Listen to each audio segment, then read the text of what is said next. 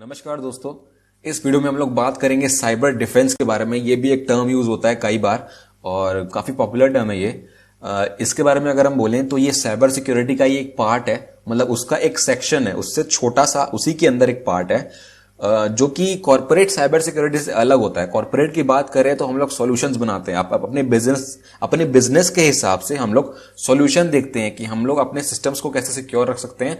अपनी e commerce या online data जो हम लोग एक्सचेंज कर रहे हैं उसको हम लोग किस सॉफ्टवेयर के थ्रू या किस कॉन्फ़िगरेशन के थ्रू हम लोग सिक्योर रख पाए। ये जो टर्म है ना, ये साइबर डिफेंस, ये मिलिट्री के लिए, गवर्नमेंट के लिए, एक नेशन के लिए यूज होता है। मतलब एक पब्लिक कॉज के लिए बोल सकते हो आप।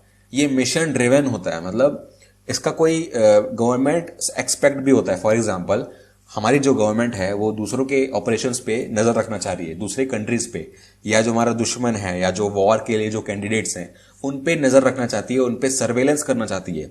सर्वेलेंस का मतलब उन पे स्पाई करना चाह रही है ताकि उनके एक्शंस को एनालाइज कर पाए और खुद उस हिसाब से स्ट्रेटेजी बना पाए उनको टैकल करने के लिए।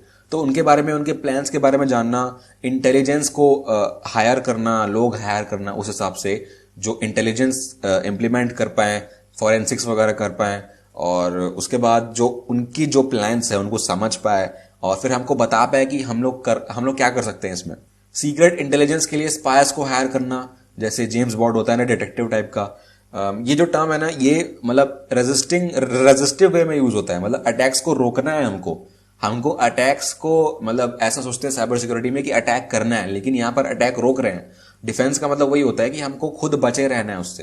तो हम लोग गवर्नमेंट में ये कैसे इंप्लीमेंट कर सकते हैं कि हमको उनके जो प्लान्स है, उन लोग हमारे खिलाफ अगर कुछ प्लान कर रहे हैं हमको अटैक करने का, तो उससे पहले ही हमको वो पता चल जाए और फिर उस हिसाब से हम लोग प्लान कर सके कि उसको कैसे रोका जा सकता है।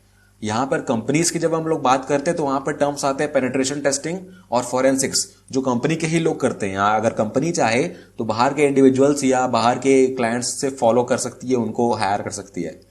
लेकिन यहाँ पर गवर्नमेंट पे अपने खुद के कुछ प्राइवेट लोग हायर किए रहते हैं जो कि बहुत खुफिया तरीके से काम करते हैं। कोई किसी को पता नहीं रहता उसके अलावा, गवर्नमेंट के अलावा।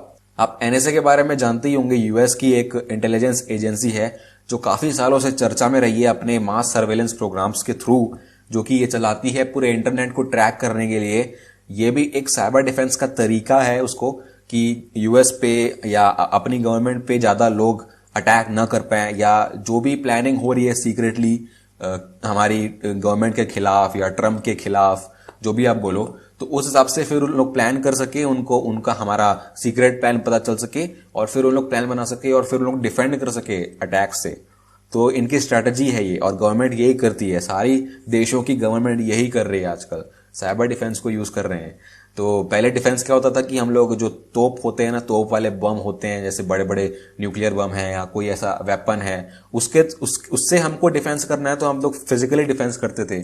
हम लोग मास्क लेते थे, हम लोग बुलेट प्रूफ जैकेट्स लेते थे, हम लोग डिफेंसिव कवर्स लेते थे। वो सब फिजिकल वे में होता था। आजकल वही चीज हो रही है साइबर वे में, ऑनलाइन वे में हो रही है। तो यही है साइबर डिफेंस। आई होप आपको समझ में आ गया होगा। नेक्स्ट वीडियो के लिए देखते रहिए, सीखते रहिए और गुड बाय।